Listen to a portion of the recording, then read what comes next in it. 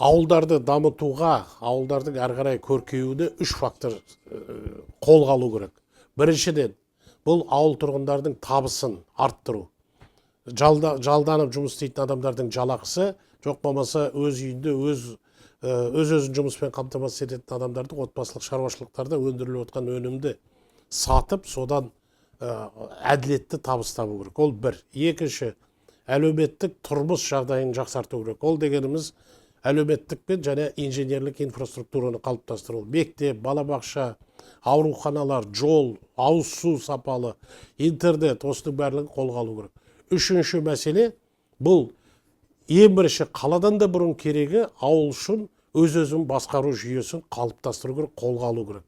Бастамасын бастады, мысалы әкімдерді өздерін сайлайтын болды.